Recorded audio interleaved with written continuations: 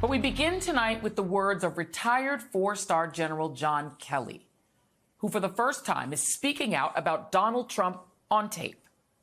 During this interview with Michael Schmidt of the New York Times, Kelly delivered a stunning rebuke of his former boss's character. Certainly, the former president is in the far right area. He's certainly an authoritarian, admires people who are dictators. He has said that.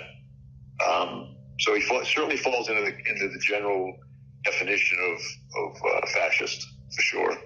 He commented more than once that, that Hitler did some good things too. And of course, if you know history, again, I think he's lacking in that. But if you know what Hitler was all about, it'd be pretty hard to make an argument that he did anything good. If he was left to his own devices, would he be a dictator if he didn't have people around him? Oh, I think he'd love to be. I think he'd love to be just like he was in business. He could tell people to do things and they would do it, and not really bother too much about whether what the legalities were and whatnot. That was Donald Trump's former Homeland Security Director and Chief of Staff. So what compelled a conservative military man who praised some of Trump's policies and helped implement them to allow recordings like that to become public? For one thing, Trump's willingness to turn the military against Americans like you.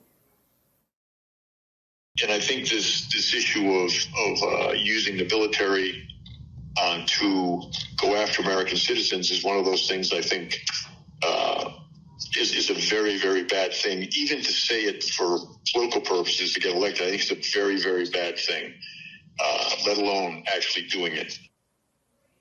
Now, you would think that a bombshell like this would be a game changer, plastered on the front page of every newspaper in America. But 12 hours after the New York Times posted Trump's fascist ideations, here's the front page of their print edition. Not one word, not one reference to their own interview with General Kelly. Take a second and think about that.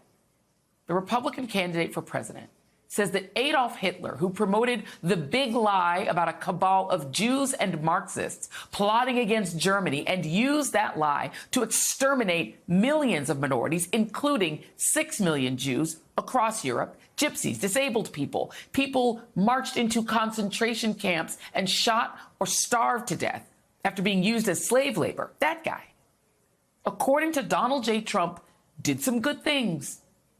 And there's not one word about it on the Times front page. What is happening? Kelly, a four-star general, joins General Mark Milley, who called Trump a fascist to the core. Trump's own vice president, Mike Pence, former Trump cabinet secretaries, James Mattis, Mark Esper, John Bolton, and a string of other former Trump administration officials in warning Americans about the man they worked for, because he is, in their view, the dictionary definition of a fascist. And somehow it's not a screaming headline? Well, how did the other political news sites react, you might ask? The Washington Post didn't bother to even mention it. What about the swing state papers? Nothing. The political sites sort of buried it. Politico assured us not to be distracted by Trump's sideshow because he has a real campaign strategy. Axios tells us Trump's closing message is to make a splash. Yeah, Hitler did some good things. Arnold Palmer's penis and turning the military to your own personal SS army. It's all just so splashy. It was left to Vice President Kamala Harris to point out just how important General Kelly's message is. This is a window into who Donald Trump really is. From the people who know him best, from the people who worked with him side by side in the Oval Office and in the Situation Room. Donald Trump is increasingly unhinged and unstable. And in a second term, people like John Kelly would not be there to be the guardrails against his propensities and his actions. Those who once tried to stop him from pursuing his worst impulses would no longer be there. What's left of the Republican Party is a cadre of people who, in a display of true cowardice and complicity, defend and dismiss the danger staring us all in the face. And what they are defending is not just a man who thinks Hitler did some good stuff, but someone who said he wants military generals like Hitler's. And who has already said that if he doesn't win, the Jewish people would really have a lot to do with that. There is probably a reason Trump is so drawn to Hitler. In Mein Kampf, Hitler explained that the masses more easily fall victim to a big lie than to a little one, and that even a propaganda claim so impudent that people thought it insane could ultimately prevail. In 1990, Vanity Fair reported that Trump's first and now deceased wife, Ivana, told her lawyer that Trump kept a book of Hitler's speeches in his bedside cabinet. She also told a friend that Trump's cousin, who worked at the Trump Organization, used to walk into Trump's office, click his heels, and say, "Heil Hitler," possibly as a family joke.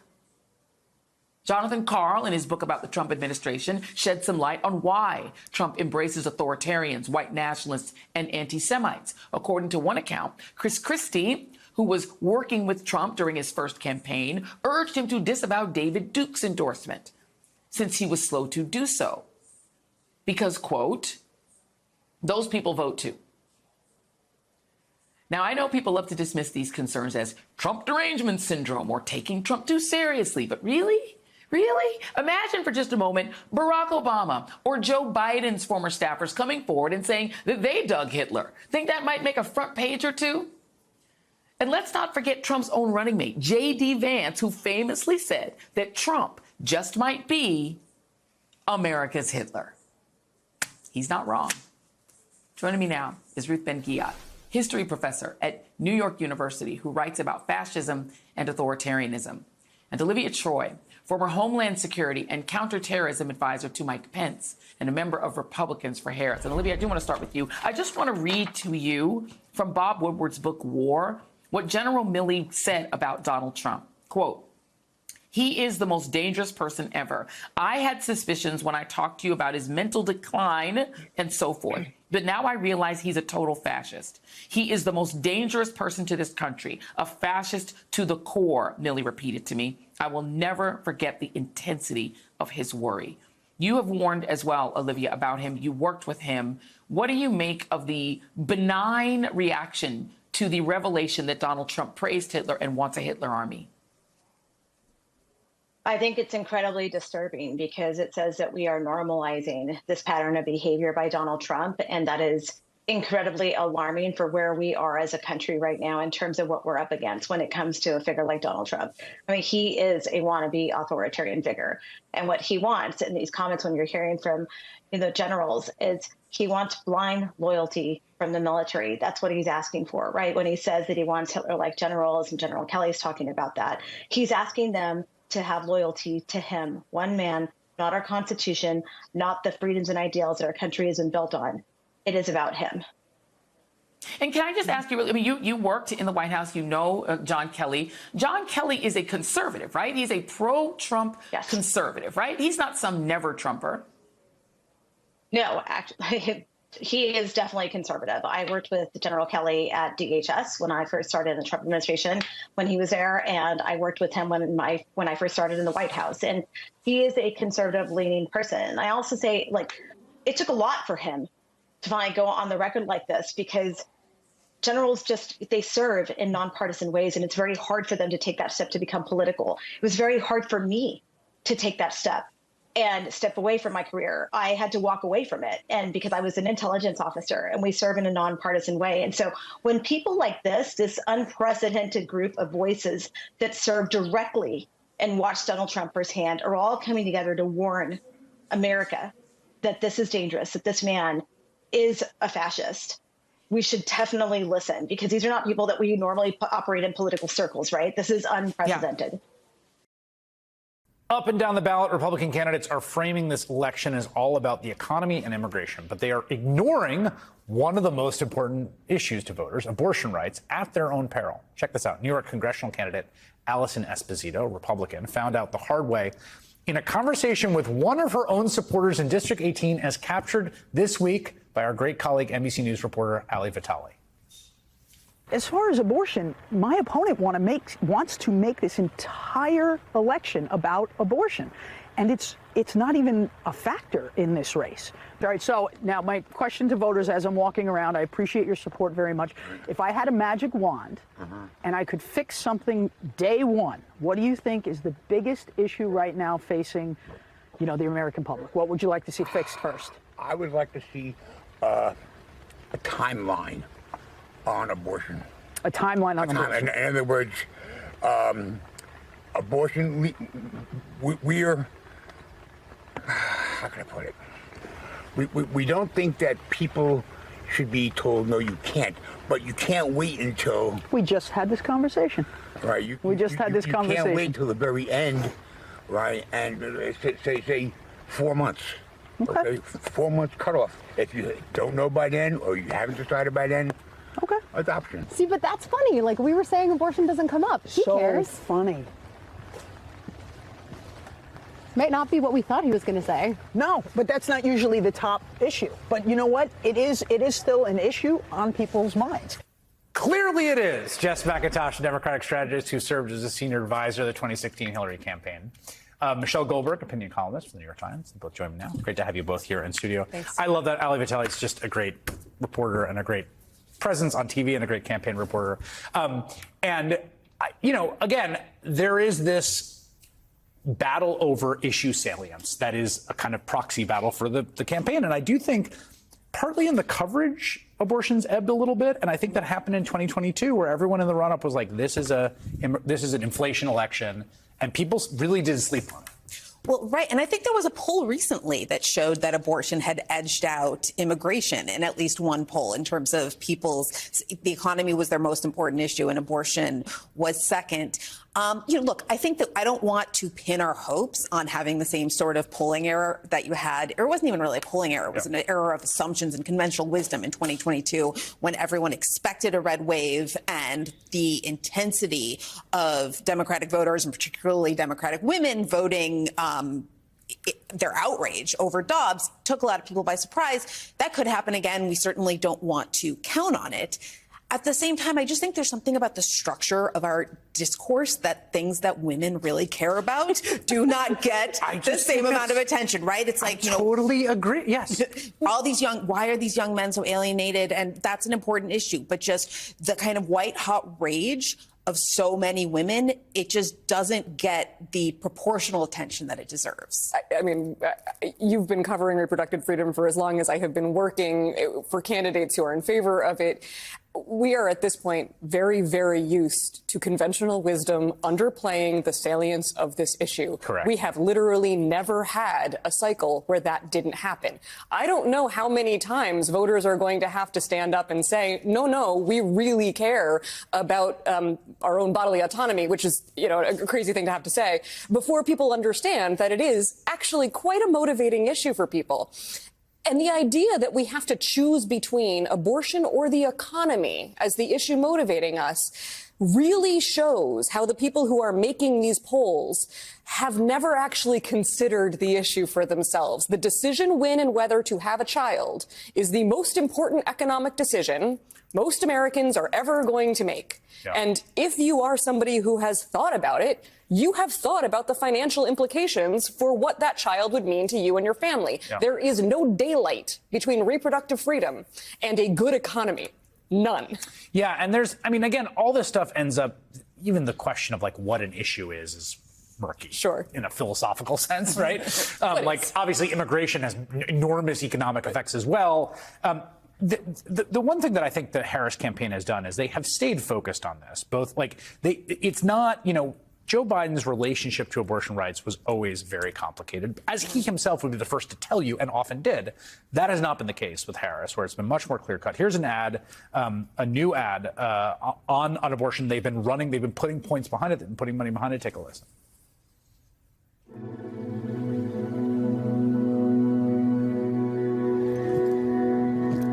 Her blanket.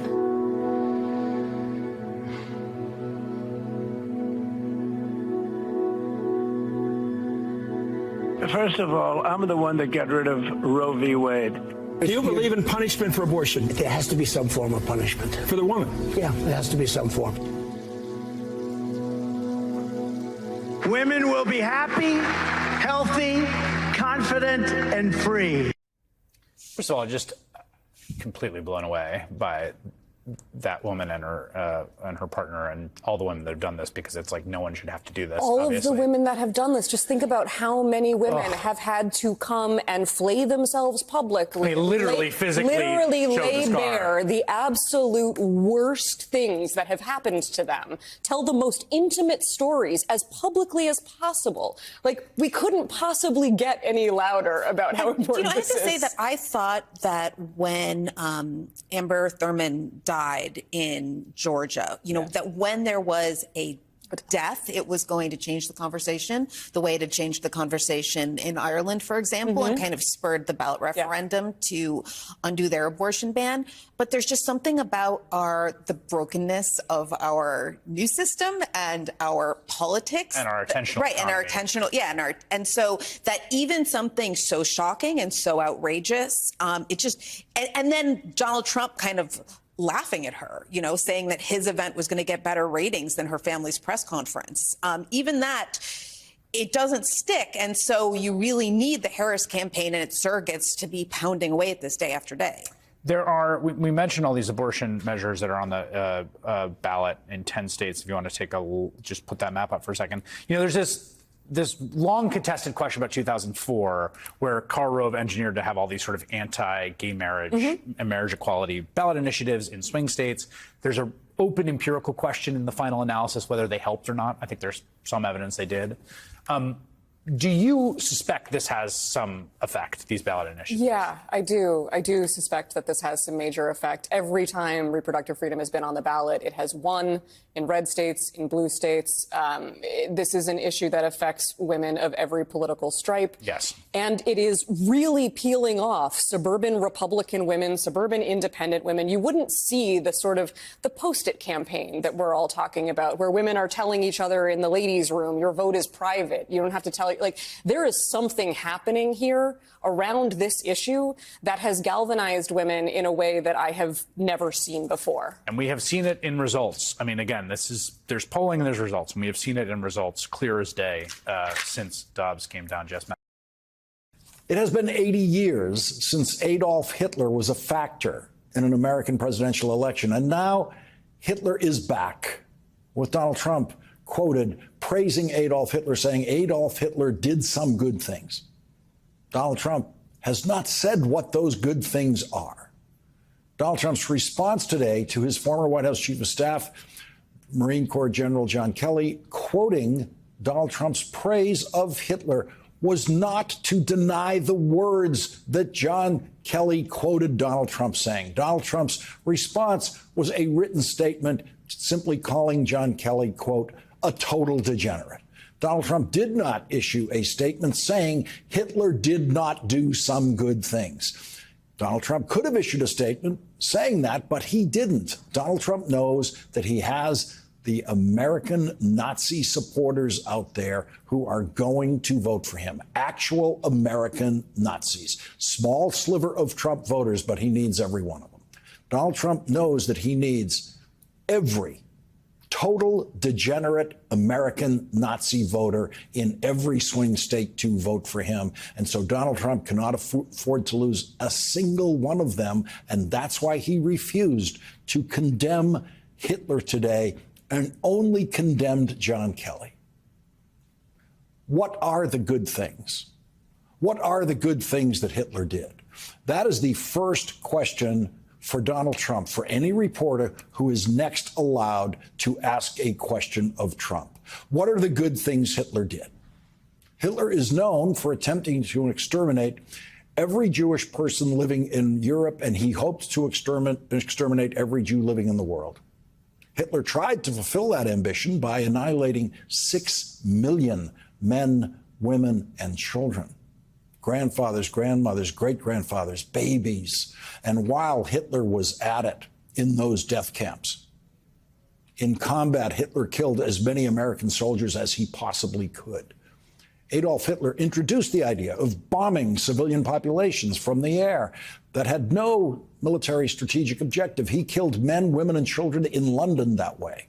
Adolf Hitler was from start to finish a raving madman who committed suicide when he knew he had lost World War II.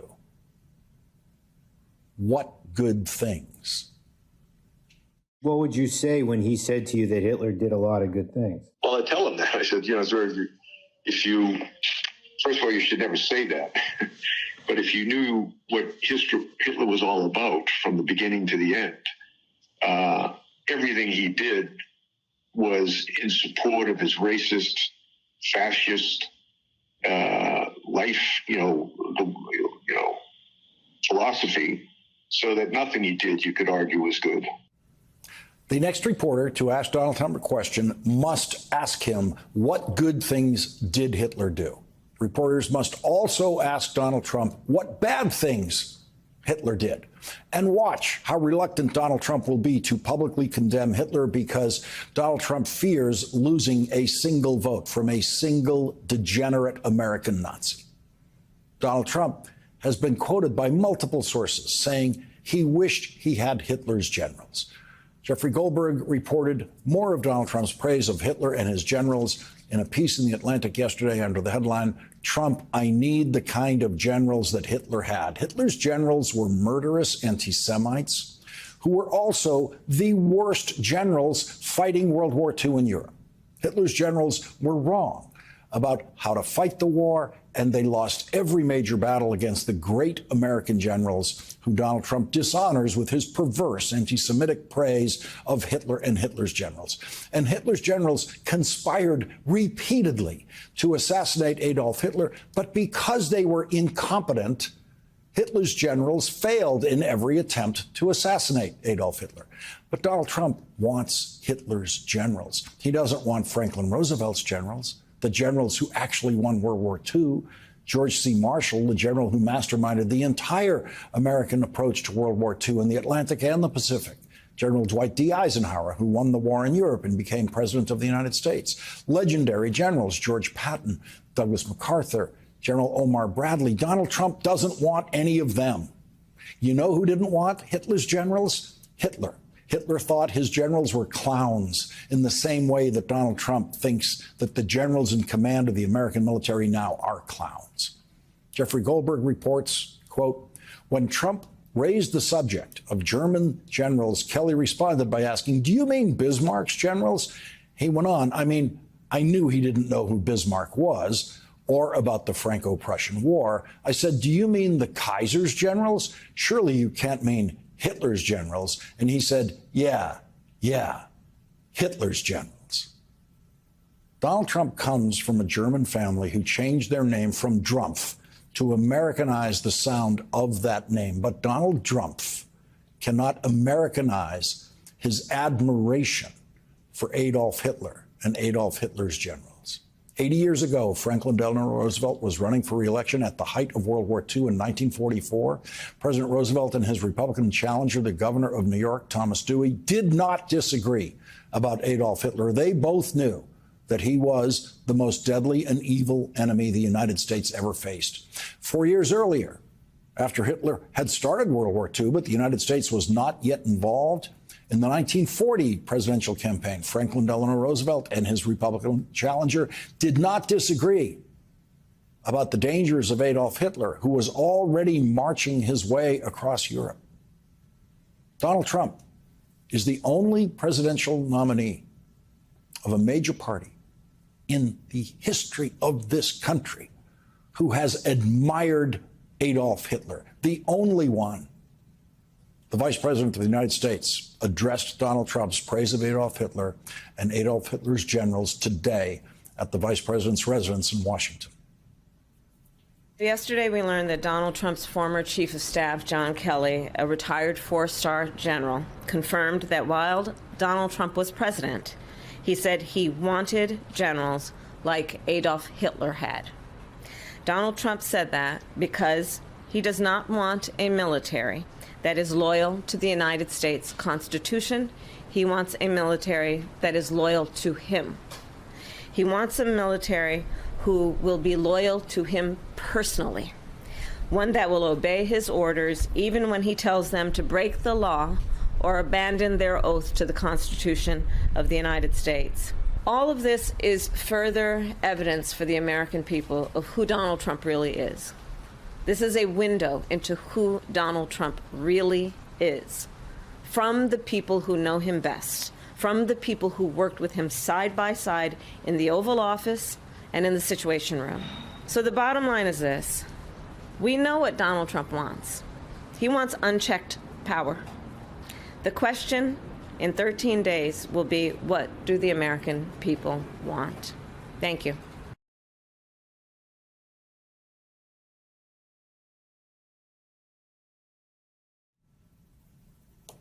Former cast members from NBC's series The West Wing, about a fictional White House led by their fictional president, played by Martin Sheen, have been on the campaign trail for Kamala Harris. And tonight, Martin Sheen has returned to his home state of Ohio, where he is campaigning for his good friend, Senator Sherrod Brown's reelection. There was a time when I was a writer on the West Wing series that I got a very important call from Washington asking if I thought Martin Sheen could be persuaded at the end of the series to run for Senate in Ohio. He could not be persuaded, but remains concerned about Ohio and its future, which is why he is campaigning there tonight with Sherrod Brown. Martin Sheen and Sherrod Brown will join us in a moment. Sherrod Brown has received a Republican endorsement in Ohio that is even more important in Ohio than Liz Cheney's Republican endorsement for Kamala Harris is for the rest of the country. The most politically successful Republican dynasty family in history is not the Bushes. It is the Taft family. William Howard Taft served one term as president of the United States. The president's son, Robert Taft, became the Republican Senate Majority Leader from Ohio. Robert Taft's son, Robert Taft Jr., followed in his father's footsteps in the United States Senate, representing Ohio.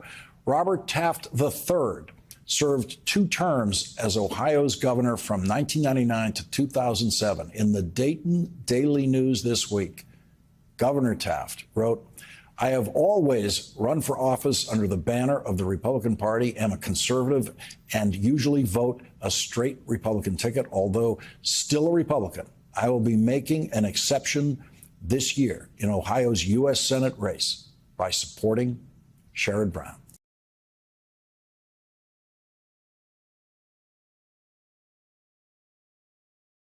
Ms. Molly, let's start with John Kelly's comments. What did you make of VP Harris's campaign capitalizing on them today? I mean, it would be foolish not to comment on someone who had been Trump's longest serving chief of staff, right? Who agrees with many of his policies. Right, and this is not ideological. This is the democracy, right? This guy is doing this because he's really worried. And to get people like this, generals like this, to come out and make a statement, I think he saw that the clock was ticking and was so worried about Donald Trump coming back to power. It's really meaningful. And look, the message is that this is not a normal election, right? Harris and Liz Cheney have nothing in common except that they're both very, very worried about democracy. And I think that Kelly supports that thesis. David, do you think this will have an impact, right? People like to say, oh, the liberal media, the establishment, they're hysterical. They freak out over every Trump thing. John Kelly is no Liz Cheney. John Kelly wasn't even planning on doing any media leading up to the election because he did not want to get tangled with Trump. But it was him hearing about the enemies from within that made him say enough is enough. Do you think that's going to matter to anyone? Well, look, we'll find out. We can tell from what David, Vice you're President muted. Harris has been saying. Can you keep going? We can tell by what Vice President Harris has been saying and by how the campaign has been prosecuting its message that they believe that this can make a difference in the campaign, that it can sway that small but significant sliver of undecideds, that it might have an impact with disaffected Republicans and particularly with independents, right, who really do swing back and forth. And so I think what we're going to find out is in a race this close, is this the sort of thing that can break through when the media environment that consumers access is so balkanized, right? Because so many people on the right will look at one group of media. People on the left will look at another group of media. And so voters writ large are not dealing with the same set of facts the way they were 40 years ago. And that's one of the things that I think has protected Donald Trump over the years from particular blowback for certain aspects of his conduct as president and as an ex-president. But I think this close to Election Day, with the polls this close, where Trump is in a strong position, but so is the vice president, she doesn't go ahead and move ahead with this kind of messaging if the campaign isn't looking at its data and doesn't think that it can have an impact. Tonight at a town hall in Pennsylvania, she came out and she said that Trump is a fascist. Watch this. You've quoted General Milley calling Donald Trump a fascist. You yourself have not used that word to describe him. Let me ask you tonight, do you think Donald Trump is a fascist? Yes, I do. Yes, I do. And besides that, we then heard John Kelly going on the record with The Atlantic today, confirming that story, Peter, that you broke 2 years ago, that Donald Trump wished he had generals like Hitler did. Does this moment feel different now? I share all this because, to David's last point, the media is totally bifurcated. It doesn't have the impact that it did 40 years ago. But this right now, all of this piling up, you think it resonates? Well, I think David makes a good point. I mean, it's true that people will see this through their own lens. But what Kamala Harris is trying to do by taking advantage of John Kelly's comments today is raise the stakes, to point out to people who voted in 2020 against Donald Trump, who didn't want Donald Trump to be there 4 years ago, why it still matters today if they want to vote again. And these are people who not necessarily who subscribe to Kamala Harris, maybe upset at Biden, maybe upset about inflation. And she's trying to say is, look, there's something larger at stake here than your policy positions or specific, grievances about this administration, that in fact he is something that is Trump, is something larger than we have seen before in other Republicans. And who says so? His own former chief of staff. Molly, unfortunately for you, you have the home court advantage to get the worst, most difficult questions. How come Kamala Harris, VP Harris, is being accused of not standing with Israel because she has shown empathy for suffering in Gaza? And I am not hearing that same outrage. I'm looking at you, Bill Ackman, over the report of Donald Trump saying he would like to have the kind of generals Adolf Hitler had.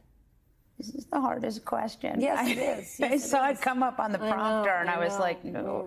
No, look, as a Jew myself, who cares deeply about both suffering in Palestine and also the state of Israel, I think you can have two different opinions at the same time. But why doesn't the same people that I heard going, how could she possibly, blah, blah, blah, I don't hear any of them talking about, generals like Hitler? Yeah, a lot of these Republicans, like Bill Ackman, who have gone on the Trump train, seem not to be bothered by the fact that he keeps bringing up Hitler as the sort of how he wants his generals to behave. It's baffling. It is disturbing. And honestly, for myself, it is disqualifying. David, Harris is planning to deliver her closing argument in D.C. on Tuesday at the very same spot where Donald Trump spoke before the riot. The focus is going to be turning the page on Trump and choosing a new way forward. Is that the best argument? And I'm thinking not just for her base, but for lots of Republicans, classic Republicans who are exhausted by Donald Trump, who will say, I don't know, I could take her for a few years. Can we just find a new Republican in 4? Look, I expect that a speech like this is going to make a number of points and cover a range of topics, right? So it's going to make an argument against Trump from the Harris position. And also, as we saw from the CNN town hall tonight, she's going to most likely discuss several points of her economic agenda. I'll be interested to see if she gets detailed in foreign policy. But in the closing days of a campaign, when the number of undecideds are small, and you're looking for, those low propensity people that don't vote that often on your side. And clearly what we saw from Harris tonight was somebody who's reaching out to undecideds and swing voters. So much discussion of how pragmatic she'll be, how she'll reach across the aisle. A lot of, common sense we heard from her over and over again was going to be the basis for the decision she would make. I think what you're looking for from an event like this is a lot of media coverage, a big spectacle, so it can reach across the typical partisan divide, across media divides, and really command media attention. And if you're lucky, you put your opponent on defense. It's the sort of thing Donald Trump's doing with that Madison Square Garden appearance this coming weekend. And so Harris is looking to one-up him and set the tone for the final week of the campaign. She's got to deliver it, but it's the sort of event, I think, in this era that makes a lot of sense when you're looking at the reach that you try and get and the media that you try to command with something like this. Yeah, I don't know if she's going to talk about foreign policy. Perhaps Donald Trump will. He'll talk about the foreign policy he did today in Georgia, the wars he kept us from having while he was president with France. Molly, regardless of the outcome, you are pointing out that VP Harris and her campaign are not repeating the same mistakes of 2016. Explain why.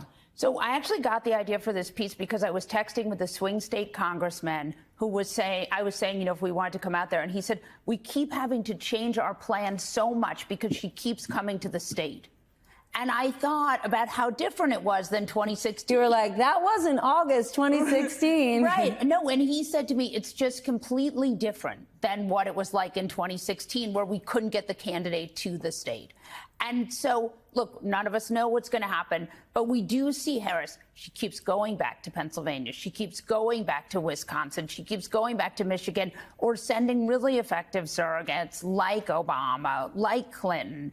And so there really is, and look, we don't know what's going to happen, but she really is, if you look at the number of times Hillary Clinton in 2016 were in these states, and it was really a small number. And she was in Florida many more times than she was in Wisconsin or Michigan. And it just wasn't targeted the same way. So I do think that was a stark contrast. Peter, let's talk about young male voters. We know that VP Harris is still struggling with this group. This group has traditionally very low voter turnout. President Obama has been working on it. Should it be such a concern for her, given that this group doesn't vote that much, right? I listened to Trump's town hall with the crypto bro. I watched his interview with Theo Vaughn.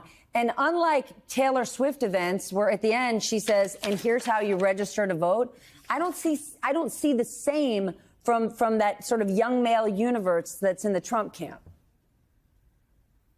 Yeah, look, what they're trying to do in the Harris campaign is pick off small constituencies in particular states that they think they can get away from Trump, right? And if that means they can get young males in certain places, then they're going to do that. They're going to work on black voters, Hispanic voters. They're going to work on high education voters, low education voters. They're looking for any particular subgroup that they can target in these final days and see if they can get them either to register to vote if they haven't already, or turn out in larger numbers than they normally do for the Democrats. It's really a ground game at this point. Their idea is we're going to grind it out until the end. Don't expect some sort of large margin in any of the polls between now and Election Day that will turn up, they feel like, in Election Day in terms of the turnout, and they're looking at that, that sort of turnout model. David, what is your take? Trump may be having success gaining affection from some of the young, bro types out there, but are they mobilizing those young men, getting them registered to vote? Because it's not just about thinking you're cool.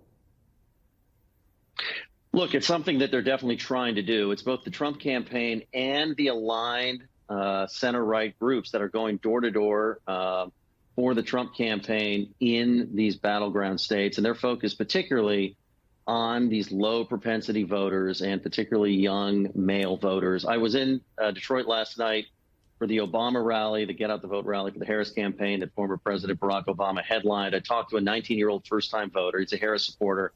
And I said, what's it like in your social circles with other young men your age? I mean, to me, they're young because I'm a little bit older.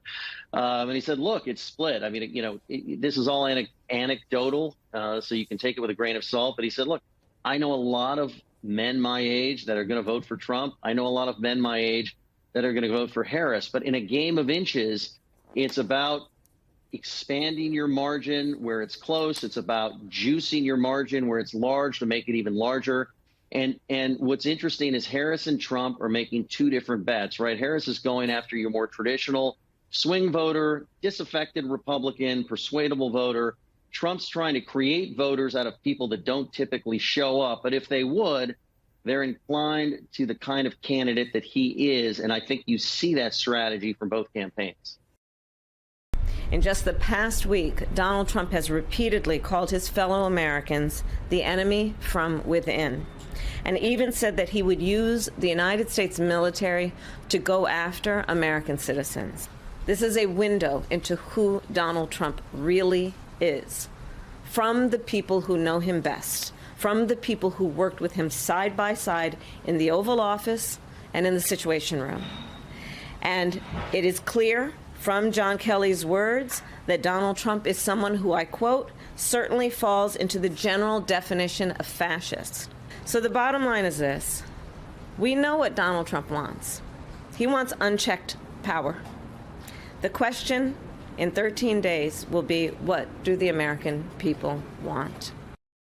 Joining me now is the reporter who broke this major story, Michael Schmidt, investigative reporter for the New York Times. He recently interviewed John Kelly in 3 on-the-record discussions, which were all, of course, on tape. Michael, it's great to have you here.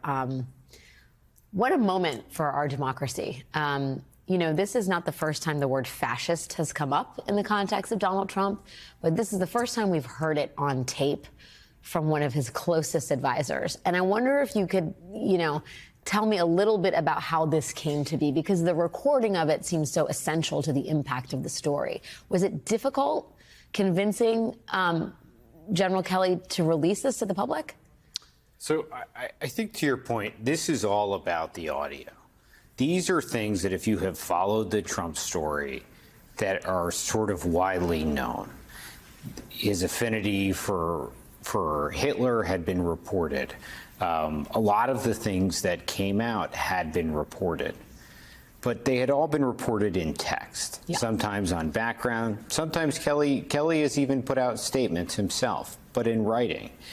But I thought that it's our job as journalists to find new ways to tell important stories to the public about a range of different things. The question of Donald Trump and the how he would rule and what he would mean to the democracy is obviously a really important one. And I felt like the story was constantly getting bogged down in the text, and it allowed for the trueness of what the facts were not to fully shine through. So I thought that to do this, you had to get the audio of Kelly. You had to hear Kelly's voice. You had to hear him struggling with trying to not only explain Donald Trump's behavior, but sort of push himself to do that. Because we are 2 weeks out from an election. You've never seen John Kelly on television. He's not a talking head. John Kelly didn't sell a book.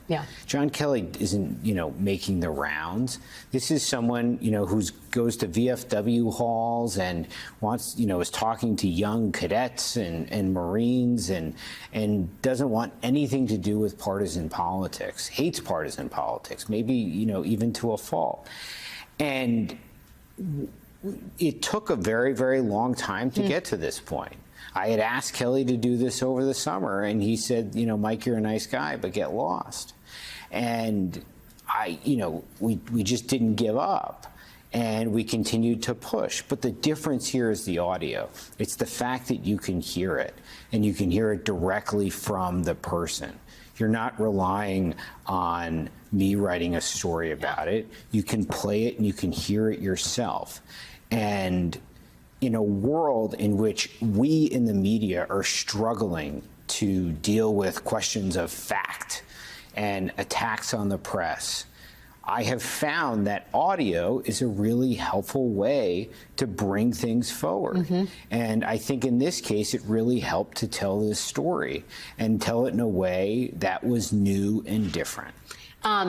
It sounds like the inflection point in terms of his decision-making or his desire to come out was Trump saying over the weekend of October 13th, talking about, let's actually just play the audio, talking about the enemy within. I think the bigger problem is the enemy from within. We have some very bad people. We have some sick people, radical left lunatics. And I think they're and it should be very easily handled by, if necessary, by National Guard, or if really necessary, by the military. Like that last part, the military needs to handle the enemy from within. I would imagine for a former military man, that's something that is unconscionable, right? If John Kelly had a red line, that's over the red line. Yeah. For Kelly to hear that a candidate who's running for president, who has already been president, so has some appreciation of what it's like to be president, would, as president, use the military against Americans, just goes against pretty much every bone in his body. This man spent 40 years in the Marines. He has taken on the ethos of a uniformed military officer as much as anyone could, and believes the United States military is something that should do things abroad to defend the United States. And that great power, that sacred power, should not be used domestically against Americans. And that is heading down the path of unraveling the country, unraveling what George Washington wanted for the country. Yeah. And he's someone who's steeped in history. And for him, Kelly made a deal with himself. He said, there's two ways that I will speak out. And he has done this over the years. If Trump says something that's wildly inaccurate that relates to me, I will speak out. Or if there's something that he says that really needs to be refuted, that is damaging to the country, I will speak out. And this met that second standard, and that's why we have audio of John Kelly.